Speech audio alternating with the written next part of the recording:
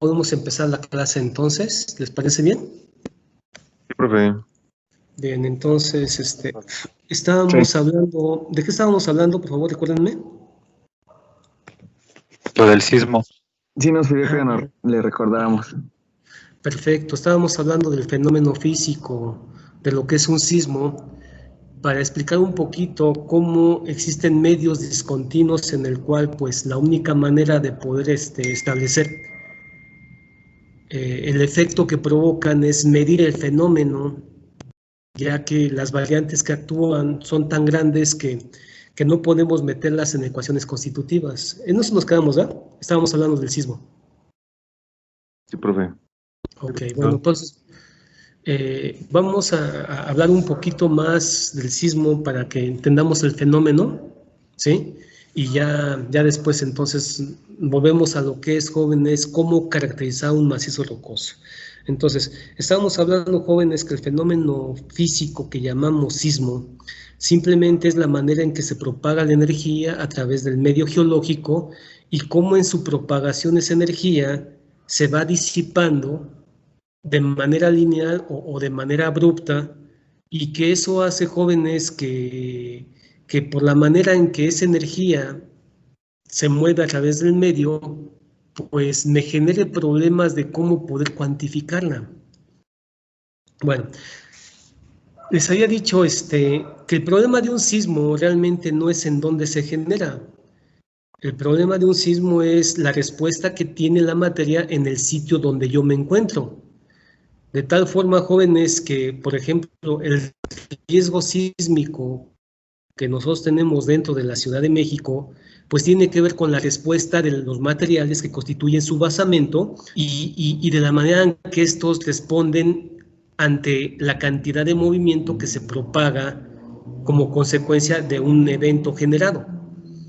Bien, les había dicho que físicamente los sismos se dan a consecuencia del movimiento de las placas. Y específicamente en la República Mexicana, el problema de sismos o el problema tectónico que tenga que ver con la propagación de esa energía tiene que ver con el movimiento que se da entre lo que es la placa de Cocos y lo que es la placa de América del Norte. Y que eso comúnmente, o el contacto que tenemos en esas dos placas está en el Pacífico, en una zona que llamamos la zona de subducción. La zona de subducción, les había dicho, que se establece desde lo que es el estado de Nayarit y de allí hacia el sur, ¿sí? Y pues eso compete también hasta llegar al país de Colombia. Bueno, a través del tiempo se ha monitoreado el fenómeno físico. El fenómeno físico es algo que se conoce desde hace mucho tiempo. Los sismos los sismos es algo, es un fenómeno natural, frecuente y recurrente en el mundo, y siempre ha repercutido a través de las sociedades, y hoy en día pues lo medimos, porque hoy en día tenemos la forma de establecer la medición del fenómeno. Antes de eso simplemente se daba, y antes de eso simplemente se conocía que existía. Bueno, específicamente aquí en México, el fenómeno se empezó a medir, jóvenes, a partir del año de 1957. Antes del sismo del 85, que es el sismo que ha repercutido con mayor escala a nivel de la Ciudad de México y a nivel de territorio nacional, antes del sismo del 85, en el 57 se dio un sismo muy intenso, no tan grande como el del 85, pero sí tuvo repercusiones en la Ciudad de México y algunos daños y sobre todo algunas muertes. Y eso hizo, jóvenes, tener conciencia del riesgo que tenía la Ciudad de México ante la respuesta de ese fenómeno. Y es allí, jóvenes, el sismo del 57 se conoce como el sismo que tiró el Ángel de Independencia, pero también generó daños a otras estructuras. Y realmente los daños no fueron tan fuertes porque en ese momento las estructuras en la Ciudad de México no eran tan grandes. Pero ya desde allí, jóvenes, se empezó a monitorear el fenómeno y se instalaron los primeros elementos que medían el fenómeno. El sismo, jóvenes, como energía liberada, concentrada en la materia, que en este caso tienen que ser los mantos rocosos, la energía, jóvenes, se convierte a cantidad de movimiento. El principio básico de que la energía no se pierde ni se destruye, sino solamente se transforma, pues es el hecho que toda esa energía liberada en el movimiento de esas placas se convierte en cantidad de movimiento. Y en una primera instancia, esa energía se propaga a través de la materia. ¿Por qué razón? Pues se había dicho, toda la materia son medios continuos, hay continuidad y consecuentemente la energía se puede mover. El problema es cómo se mueve y cómo se propaga. Pues en una primera instancia, cuando esa energía se libera en la zona de seducción, se mueve a través de cuerpos sólidos mecánicamente masivos, que son los mantos rocosos que constituyen los grandes batolitos, que en este caso le dan origen a lo que es la plataforma continental. Lo que hemos aprendido del proceso de medición de los sismos es que cuando esa energía se mueve a través de esos macizos rocosos, simplemente lo hace a través de un patrón de ondas compresionales elásticas. Las ondas compresionales elásticas simplemente significan físicamente propagación de energía y no movimiento de materia. Por el tipo de ondas y por la forma en que se propaga la energía en esos medios que en teoría sí son continuos, porque sí son masivos y en teoría son muy rígidos. Por esas circunstancias, los sismos no mueven los continentes.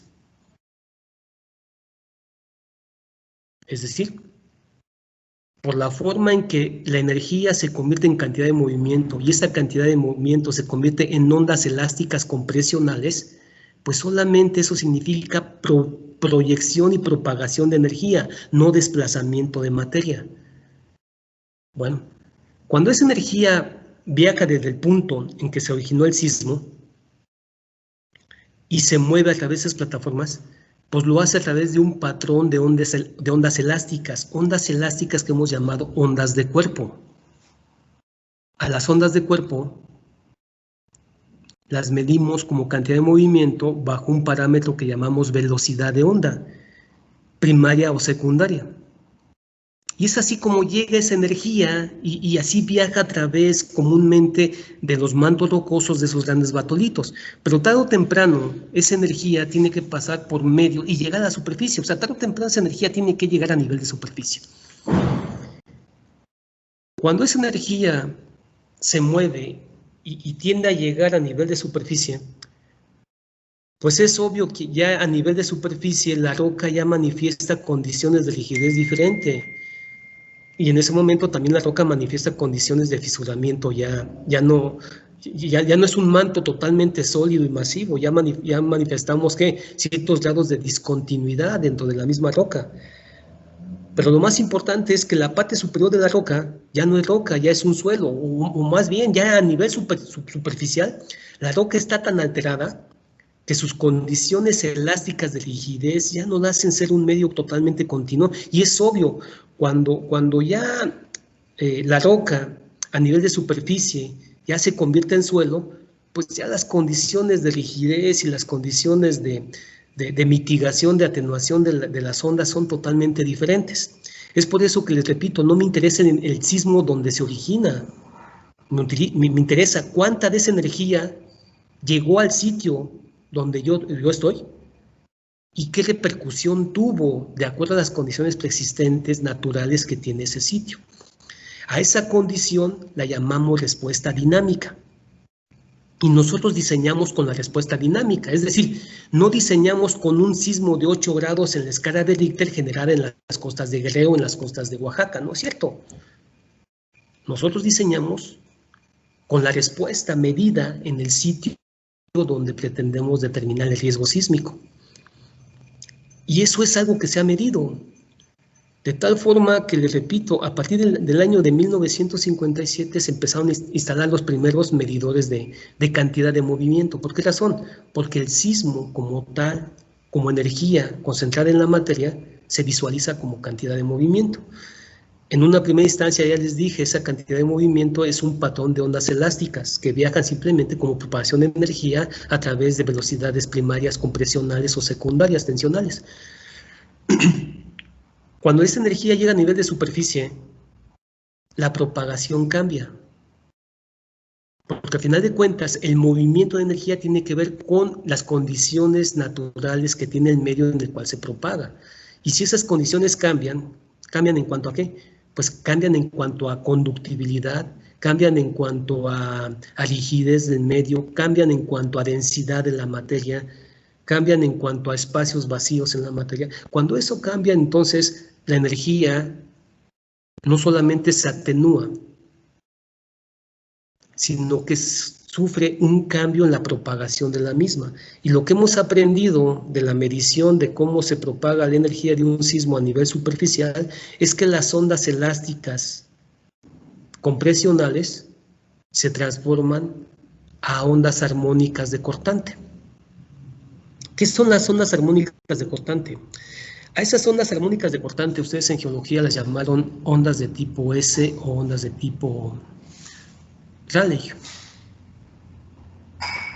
Bueno, lo que hemos aprendido de ese tipo de ondas es que la misma materia genera una atenuación de los esfuerzos compresionales y los convierte en esfuerzos tensionales o en esfuerzos cortantes. Y entonces las ondas de cuerpo se convierten en ondas de superficie. Las ondas de superficie, jóvenes, físicamente es un patrón de ondas de tipo senoidal o cosenoidal.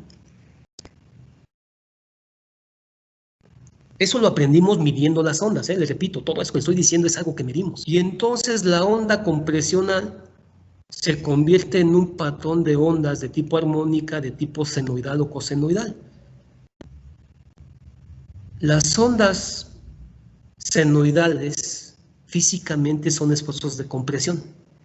Las ondas cosenoidales son ondas de tensión o son esfuerzos de compresión. Es decir, en otras palabras, la energía la estamos convirtiendo a esfuerzo. Es lo que hace la materia por naturaleza, es eso. Y entonces el patrón de ondas senoidales, cosenoidales, senoidales, cosenoidales, es una onda armónica que se va atenuando. Y lo que está pasando es que la energía se está convirtiendo en diferentes modos modales, en esfuerzos de compresión y pasa a esfuerzos de tensión. Compresión, tensión, en diferentes modos modales en el cual su energía se va atenuando. Ese tipo de propagación a través de ese tipo de ondas no solamente es propagación de energía, es desplazamiento de materia. Y es por eso que a nivel de superficie, ahora sí la energía se convierte en desplazamiento de materia. Y es por eso que sentimos el sismo. Físicamente nos damos cuenta, jóvenes, que está temblando porque la materia se está moviendo. Y se está moviendo bajo un patrón armónico de atenuación en el cual la materia se comprime, se distensa, se comprime, se distensa, se comprime. Y no es una onda, es una infinidad de ondas. O sea, es un patrón de ondas. Es por eso, jóvenes, que el fenómeno dura mucho o lo sentimos por un tiempo relativamente grande. La forma característica en que la materia se desplaza, miren, simplemente es el hecho de que la misma materia busca disipar la energía. Es decir, si la materia estuviera sin movimiento, la energía sigue pasando a través de ella, pero sin atenuarse, o con una atenuación sumamente mínima. ¿Qué es lo que pasa con las ondas hipotéticamente que llamamos ondas de compresión elástica? Que es el hecho de que la energía está pasando a través de los mantos rocosos de los continentes, y los continentes casi no se mueven. Vamos, decimos, no se mueven. No es que no se muevan, sí se mueven, pero el movimiento es muy poco. Es tan poco que es imperceptible. Y es por eso que casi no mitigan la energía. ¿Sí? Pero sí hay un pequeño desplazamiento de la masa y consecuentemente hay una disipación de energía. Bueno, esa atenuación de energía pues es mucho mayor a nivel de superficie. ¿Por qué razón? Pues porque hay mayor desplazamiento. Y al haber mayor desplazamiento, la energía, ¿sí?, se convierte a desplazamiento